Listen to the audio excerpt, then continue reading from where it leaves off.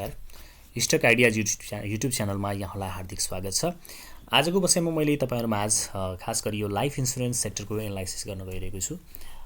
च्यानलमा नयाँ हुनुहुन्छ भने तपाईले हाम्रो च्यानललाई सब्स्क्राइब गर्न सक्नुहुन्छ। त्यसको लागि युट्युबमा गएर @ स्टक आइडियाज भनेर सर्च गर्नुभयो भने यो लोगो भएको हाम्रो च्यानल खुल्छ र यसमा तपाईले सब्स्क्राइब गरेर नजिकको बेल आइकन दबाएर अल अप्सन क्लिक गर्नुभयो भने हामीले भिडियो राख्दा तपाईहरुलाई चाहिँ नोटिफिकेसन प्राप्त हुन्छ। लाइफ इन्स्योरेन्स सेक्टर खास गरी एउटा सपोर्टमा छ। अहिले 10,994 भनेको एउटा सपोर्ट र यो रेन्जमा केही साइडवेज जाने प्रयास गरिरहेको छ। एउटा राम्रो स्विङ गइसकेपछि घटेर फेरि अलिकति बढेर साइडवेजमा बसिरहेको अवस्था छ।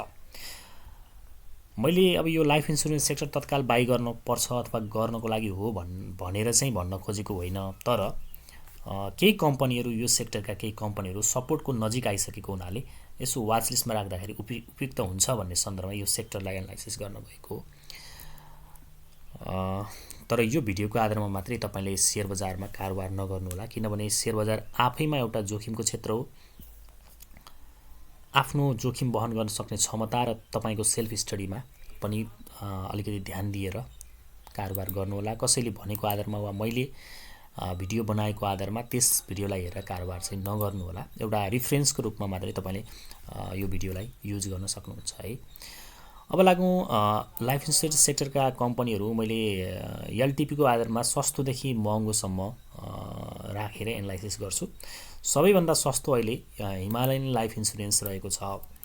फन्डामेन्टल्ली राम्रो हुँदै पनि किन यो कम्पनीको मूल्य सस्तो छ भनेर धेरैले सोध्नुहुन्छ। कारण यसको सप्लाई हो। सप्लाई अलिकति बढी भएको कारणले यो चाहिँ नेपाल लाइफ इन्स्योरेन्स पछिको ठूलो कम्पनी हो, त्यसकारणले बढ्न नसकेको अहिले साइडवेजमा छ। जो सपोर्टहरु छन् यहाँ राम्रैसँग सपोर्ट, यो पनि एउटा राम्रो सपोर्ट भइसकेको छ। अब यो सपोर्टमा पार्शियली तपाई एड गर्न सक्नुहुन्छ भने अब पार्शियली एड गर्ने अर्को ठाउँ भनेको 400 को पेरिफेरी हुन्छ। त्यसपछि तल आउँछ भने 380 सम्म, त्यो भन्दा तल नजाला। तैपनि यो जुन यो भन्दा अगाडिको हायर लो छ त्यो भन्दा तल यदि नजाने हो भने चाहिँ मतलब यदि बुल यसमा लागेको हो भने त यो भन्दा तल जानु भएन। त्यसकारण यही रेन्जबाट फर्किन्छ कि भन्ने आश पनि हो र फर्किएन भने यो सपोर्ट 400 देखि 410 को रेन्जमा तपाईले पार्शियली एड गर्न सक्नुहुन्छ। कम्पनी अब राम्रै कम्पनी चाहिँ हो। ईपीएस 12 छ, डिस्ट्रिब्युटेड ईपीएस 12 छ, नेटवर्थ 121 छ। कम्पनी त्यस्तो नराम्रो चाहिँ होइन, राम्रो, तर अलिकति सप्लाई बढी भएको कारणले यसमा त्यति धेरै चाम नदेखिएको, तर पालो यसको पनि आउँछ है। अलिक ढिलो बढ्छ तर बढ्छ भन्ने मलाई लाग्छ। त्यसैगरी यसआरएलाई दोस्रो सस्तो कम्पनी लाइफ इन्स्योरेन्स सेक्टरको यसआरएलाई दोस्रो सस्तो कम्पनी हो। यसको मूल्य अहिले 468 मा चलिरहेको छ। यो पनि खासै बढ्न सकेको छैन। यो ट्रेन्ड लाइनको सपोर्टतिर अर्थात 450 को पेरिफेरीमा आउँछ भने यो कम्पनी पनि एड गर्न ठिकै हुन्छ भन्ने मलाई लाग्छ। त्यो भन्दा तल चाहिँ खासै जाँदैन कि भन्ने मेरो अनुमान हो। अब ग्यारेन्टी चाहिँ होइन, गइहालेछ भने सपोर्ट चाहिँ 440 को रेन्जमा, फेरि त्यसपछि गएर तपाई 420 को रेन्जमा राम्रो सपोर्ट पाउनुहुन्छ। अनि 400 को रेन्ज, यी रेन्जहरु भन्दा तल चाहिँ नजाला। ती रेन्जहरुमा चाहिँ तपाईले पार्शियली एड गर्दै राख्नु भयो भने चाहिँ यो कम्पनीमा राम्रै हुन्छ भन्ने लाग्छ। लाइफ इन्स्योरेन्समा राम्रो बढोत्तरी हुँदाखेरि पनि बढ्न नसकेको कम्पनी मध्ये एउटा यो पनि हो। यसमा चाहिँ प्रमोटरको 17% जहाँसम्म लाग्छ 17 हो कि एनीवे डाटा चाहिँ मैले बिर्सेँ। जस केही प्रतिशत हिस्सा चाहिँ पब्लिकमा परिवर्तन भएको कारणले पनि यसमा अलिकति प्रेसर परेको चाहिँ हो। बिस्तारै यसको पनि पालो आउँछ। वाच लिस्टमा राख्दै गर्नुस्। यो कम्पनी पनि राम्रै छ। अब ईपीएस 10 छ, वितरण योग्य मुनाफा पनि 10 छ, नेटवर्थ 122 छ। कम्पनी नराम्रो चाहिँ होइन, यो पनि मैले राम्रै कम्पनीको रूपमा हेरेको छु। बढ्न नसकेको मध्येको लाइफ इन्स्योरेन्स यो पनि हो है। सिटिजन लाइफ इन्स्योरेन्स तेस्रो सस्तो लाइफ इन्स्योरेन्स हो। सीएलआई अब सपोर्ट अलिकति ब्रेक गरेको छ। यसले 483 को सपोर्ट ब्रेक गरेको छ। सो किन्नको लागि हतार गर्नु परेन। सपोर्ट यसको स्ट्रङ सपोर्टको कुरा गर्नुहुन्छ भने अब माइनर सपोर्ट यो रेन्जमा 458 450 को रेन्जमा एकचोटी हेर्न सक्नुहुन्छ। त्यो भन्दा पनि तल जान्छ भने यो 430 चाहिँ यसको धेरै स्ट्रङको सपोर्ट हो। यो लेभल चाहिँ 428 देखि 30 को लेभल चाहिँ धेरै स्ट्रङ सपोर्ट छ। यो भन्दा तल जाँदैन भन्ने अनुमान छ मेरो। यी रेन्जहरुमा आउँछ भने बाइको लागि तपाई हामीले हेर्न सक्छौं भन्ने सन्दर्भमा चाहिँ यो कम्पनी राखे। सिटिजन लाइफ इन्स्योरेन्स फन्डामेन्टली यो पनि राम्रै छ। मैले भनिसकेँ लाइफ इन्स्योरेन्सहरु लगभग सबै राम्रा छन्। राम्रा मध्ये उत्कृष्ट कुन भन्ने मात्रै कुरा हो। EPS 7 छ, डिस्ट्रिब्युटेड EPS 7 र यसको नेटवर्थ 181 भनेपछि नेटवर्थ पनि राम्रो छ, फन्डामेन्टली राम्रै छ, बिजनेस पनि राम्रै देखिएको छ लाइफ इन्सुरेन्सको। सो यो कम्पनीलाई वाचमा राख्न सक्नुहुन्छ है। सूर्य ज्योति लाइफ चौथो सस्तो कम्पनी हो लाइफ इन्सुरेन्समा, SJLIC। सूर्य ज्योति लाइफ चौथो सस्तो कम्पनी एउटा ट्रेन लाइनको सपोर्टमा आएर बसेको छ। अब योभन्दा तल जान्छ भने फेरि अर्को सपोर्टहरू छन्। 520 देखि 500 को एरिया राम्रो सपोर्ट छ, मलाई लाग्छ त्योभन्दा तल जाँदैन, यो पनि एकदम सपोर्टको नजिक आइरहेको छ। You can keep it in watch list है। EPS 11 छ, डिस्ट्रिब्युटेड EPS 11 छ, नेटवर्थ 162 छ, कम्पनी राम्रै छ। सूर्य र ज्योति लाइफ मिलेर बनेको कम्पनी हो। ट्रेन लाइनहरूमा तपाईँले सपोर्टहरूमा आउँदाखेरि 520 देखि 500 को एरिया भनौँ न, त्यो एरियामा आउँछ भने पार्सियली एड गर्दा राम्रै हुन्छ भन्ने लाग्छ। उसो त निर्णय तपाईँको आफ्नो रहोस् है त। त्यसै गरी अर्को कम्पनी छ सूर्य ज्योति लाइफको सप्लाई पनि हेरौँ, किनभने अहिले नेपालमा सप्लाई हेरेर पनि कारोबार भइरहेको छ। 2 करोड 23 लाख किता चाहिँ यसको सप्लाई हो है त, पब्लिक सेयरको हिस्सा 49%।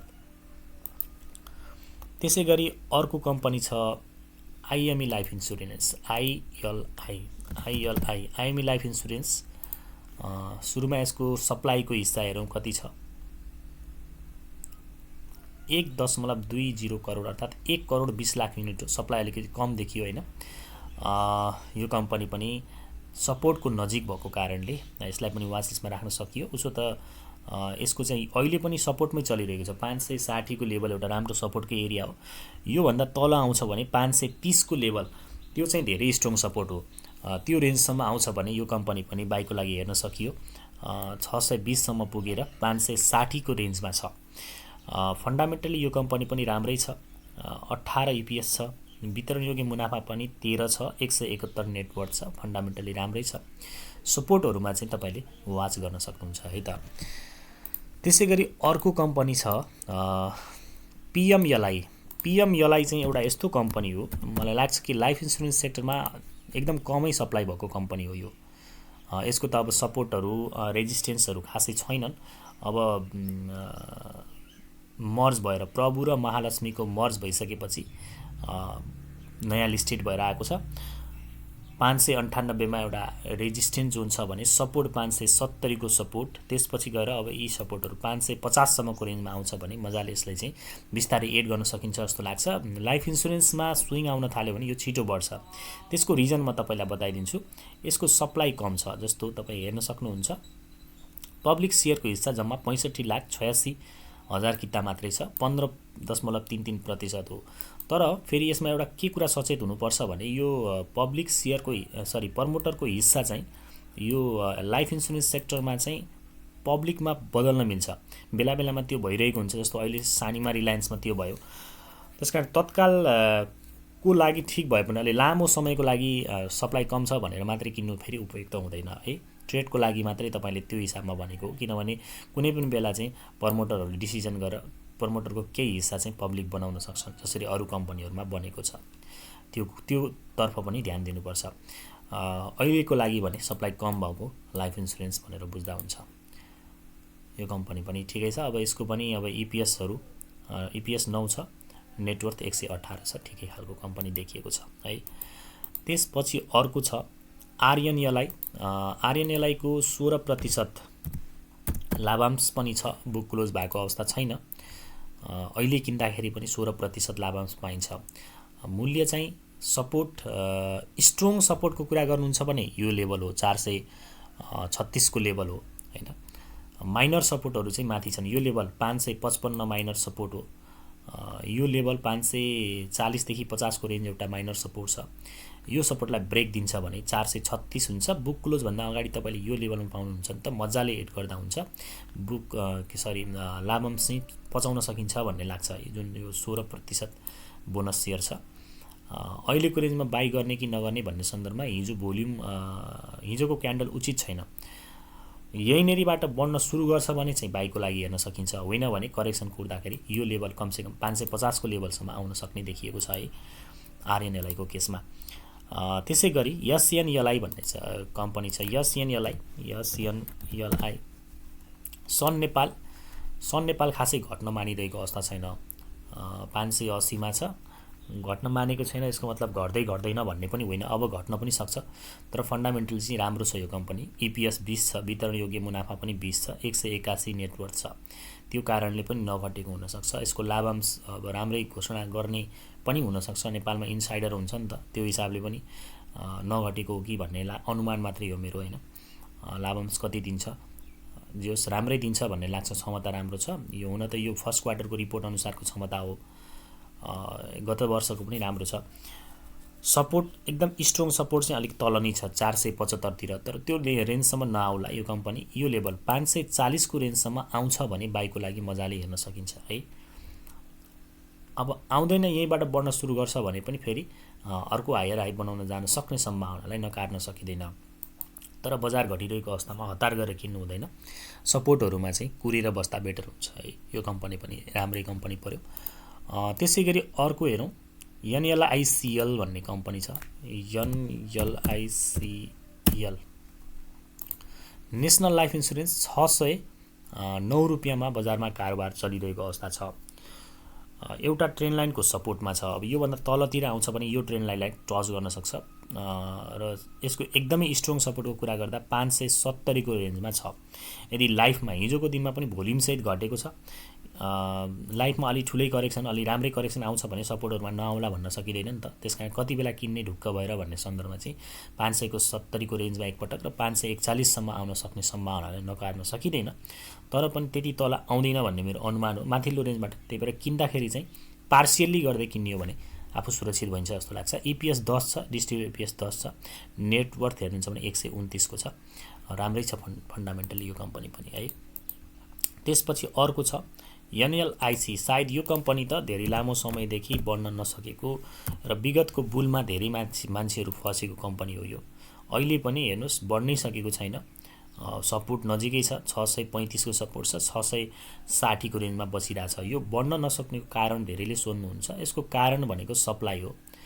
एकदमै हाई सप्लाई भइसकेको छ यो कम्पनीमा, र यसले अब बोनस सेयर भन्दा पनि क्यासतर्फ चाहिँ फोकस गर्ने सम्भावना छ। 4 करोड 2 हजार किता यसको चाहिँ सप्लाई हो। पब्लिक सेयरको हिस्सा 49% छ। त्यही सप्लाई बढी भएको कारणले नबढ्ने। अर्को कुरा, अब यो पेड अफ क्यापिटलको आधारमा पनि ठुलो भइसक्यो, अब यसमा चाहिँ बोनस सेयर आउने सम्भावना अलिकति कम छ, क्यास बढी आउन सक्छ। मतलब कि क्यास यसले लाभांशको रूपमा क्यास बाँड्न सक्ने चान्स बढी छ।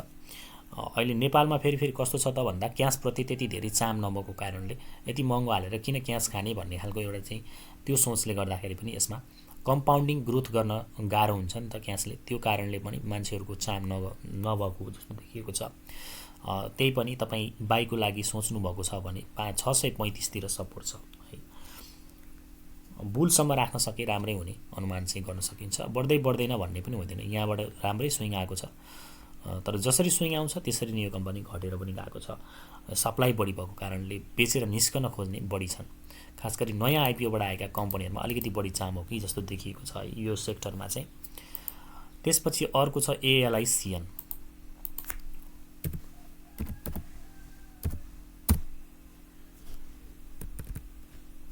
एएलआइसिएल Asian life insurance company. Fundamental यो पनि राम्रै हो, निरन्तर राम्रो लाभांश दिइरहेको कम्पनी हो। इपिएस 21 र वितरण योग्य मुनाफा पनि 21 छ, नेटवर्थ 117 छ।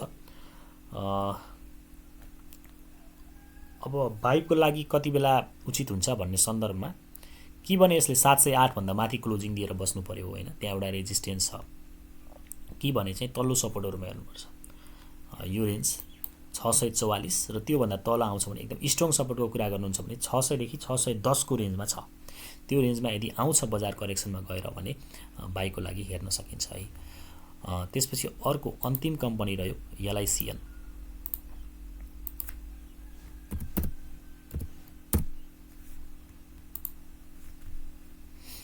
एलआइसिएन लाइफ इन्सुरेन्सको महँगो कम्पनी पर्यो। 1421 मा कारोबार चलिरहेको छ लाइफ इन्सुरेन्स कम्पनीको मूल्य। इपिएस 9 र वितरण योग्य मुनाफा पनि 9 छ, नेटवर्थ 220 छ। बेला बेलामा स्विङ भने राम्रो आउने गर्छ यसमा, तर महँगो मूल्य भएको कारणले जोखिम पनि उस्तै रहन्छ। सानो लगानीकर्ताहरूले चाहिँ महँगो कम्पनीमा नजर नलगाउँदा बेटर हुन्छ भन्ने मेरो मान्यता हो। सपोर्टको कुरा गर्नुहुन्छ भने 1400 को लेभलमा राम्रो सपोर्ट छ, 1372 मा अर्को सपोर्ट छ। त्योभन्दा तल चाहिँ नजानुपर्ने हो है यो कम्पनी। अब यो सपोर्टको नजिकमा यो कम्पनी पनि रहेको देखिन्छ। यसरी लाइफ इन्सुरेन्स सेक्टरका सबै कम्पनीहरू मैले देखाएँ। अब मूल्यको आधारमा हेरियो, एकचोटि फ्लोटिङ सेयरको आधारमा पनि हेरौँ हैन, जस्तो कि कम सप्लाई भएको कि पब्लिक सेयरको हिस्सा कम भएको, सप्लाई कम भएको आधारमा, किनभने स्विङ आउँदाखेरि त्यस्ता कम्पनीहरूमा छिटो बढ्ने सम्भावना रहन्छ। त्यसकारणले त्यो आधारमा यदि क्रमशः हेर्छौँ भने ट्रेडको लागि यदि तपाईँ कम्पनी रोज्नुहुन्छ भने यो कम सप्लाई भएको कम्पनी रोज्नुहोस्। त्यसको लागि पिएमएलआई, एलआइसिएन, एसएनएलआई, सिएलआई, आइएमई लाइफ, आरएनएलआई यो क्रमशः है माथिबाट तल पब्लिक सेयरको हिस्सा कम भएको अथवा बजारमा सप्लाई कम भएकोदेखि बेसी भएको मैले भने एसआरएलआई, एएलआइसिएल, एनएलआइसिएल, एसएएलआइसी हैन, त्यसै गरेर तपाईँको एचएलआई र एनएलआइसी चाहिँ बढी सप्लाई भएका भए। त्यसकारणले तपाईँ बजारमा मूल्य पनि हेर्नुहुन्छ भने त्यो खालको देख्नुहुन्छ कि, र बजारमा बढ्दाखेरि पनि तपाईँले यही तरिकाले नै देख्नुहुन्छ। मतलब कि जुनमा सप्लाई कम छ, बजारमा यो सेक्टर चल्न थाल्यो भने छिटो दौडिने कम्पनी यिनै बनेका हुन्छन् कि। त्यसकारण ट्रेडर हो तपाईँ भने यी कम्पनीहरूलाई नजर बढी लगाउँदा राम्रो हुन्छ है। अनि इन्भेस्टर हो भने चाहिँ सपोर्ट मैले अघि देखाइसकेको छु। सपोर्टमा कुन कम्पनी आउँछ त्यो कम्पनी क्याच गर्दा राम्रो हुन्छ। अरू थप कुरा चाहिँ अब फन्डामेन्टली पनि स्टडी गरेर लगानी गर्दा अझै राम्रो हुन्छ।